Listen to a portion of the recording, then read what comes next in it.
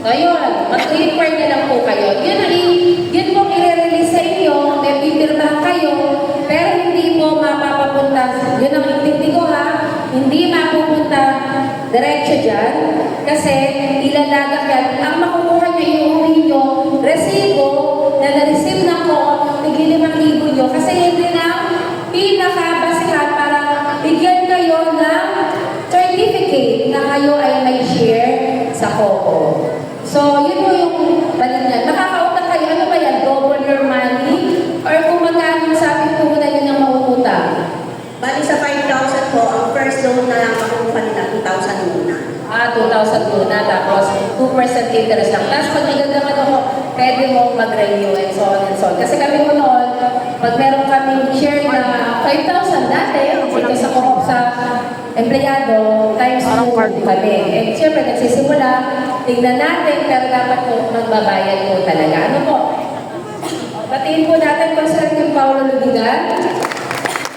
Consult po natin yan, kayo po, i-consult yung Paulo Lubigan.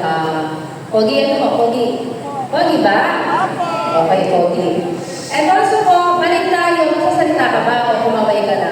Dito po sa regarding energy banding, yan pong keep nyo, di ba, nag-training, ang kagandahan niya, lagi-lagi, basta nagpa-training po ang city at ang LHO, laging may starter kit. Kasi yan lagi, kinakaimitan kayo kung tutusin, kasi kayo may programang ganito, lagi sasabihin ng mga ibang taga-13, kapag nag-post po, sasabihin sana all. Pero syempre kayo may budget eh. So sana po, yung pagsasana all nila, hindi po masaya. Dahil ito nga, mabalik ako, yung kadami-dami mo nating livelihood training and assistance. Pag may training, may assistance, may bigay, lahat po ay ilan na lang po ang buhay. Lahat po ay namatay na. Hindi po namatay yung tao ha, namatay yung business. Bakit? Anong reason? May co-op officer na yun. Ang sinasabi, nakita ko sa note, lumipat ng bahay. Naubos ang puhunan. Diba? Pangatlo, hindi ko matanggap. Nakalagay po sa remarks. Lazy. Taman. Diba? Tumutulong ang government para maiayos ang buhay natin. Pero binigyan na tayo, hindi pa rin natin pinagpalasakitan ng ating buhay, ang ating pamilya. Tapos kapag ka, nahihirapan tayo, sino sinisisi? Gobyerno. Gobyerno at gobyerno. Pero kayo may binigyan mo ng opportunity, tama po ba ako? So sana po ang pakiusap ko sa inyo, kung ano po ibinigay sa inyo, palaguin po natin. At kayo po'y mababalikan po kay Ate Beth, ipapamonitor po kayo kung okay po yung mga negosyo nyo. At nagbili na rin po ako kay Ate Beth na kapag naging pasaway po yung recipient natin, kung sakali may mga darating pang mga livelihood training and assistance, huwag nang isasali. Kasi nung nangyari, una, sa sobrang dami ng budget ng Muntinlupa, lahat, merong mga residente hanggang 3. Natumaban mo, nakaka-avail. Bigasan, milk tea, meron pang manicure, meron pang sari-sari store, may candle making, may baking. Lahat yung ilan yun? 3 hanggang 3, pero lahat wala. So, blacklisted na yun. So, ngayon, sa tingin ko, wala nang susunod. Wala na ano? Depende. Okay.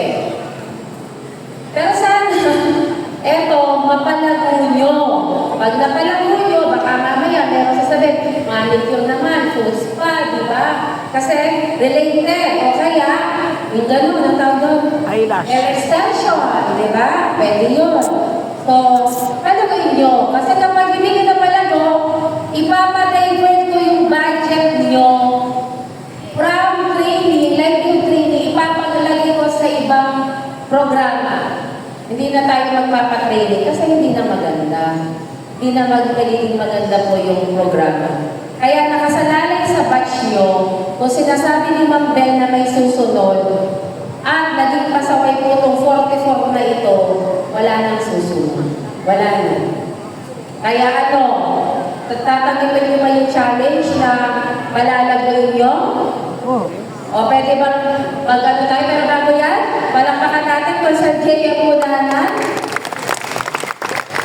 Consalpoy, Buendia. Yan ang si Consalpoy, kapatid ko pong bunso. Hindi na po halatang, yan, na naka-blue. Tumaway ka. Ayan. Kamukhang kamukha ako. Kasing ganda po. So yun po, tayo yung mag-decide. Mayor Gemma. Mayor Gemma. Vice Mayor Bobby. Vice Mayor Bobby. Ate Bel Ayos. Ate Belayos. At ang buong 13 Martires City. Ang buong Tracy Martires.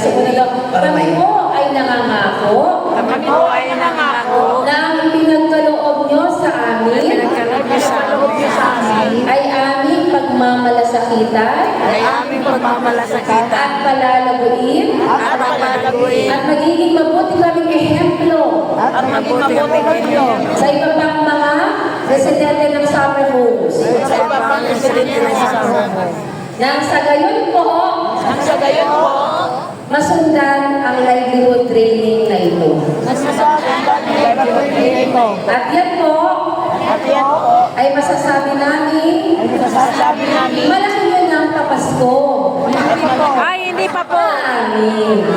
O, maraming salamat po, Mayor.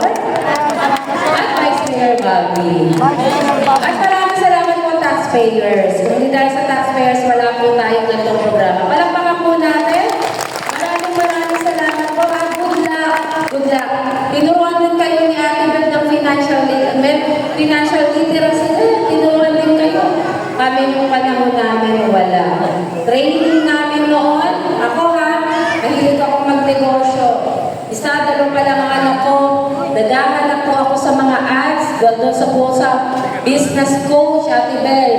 Naghahanap ako doon lahat ng klaseng training, may bayad.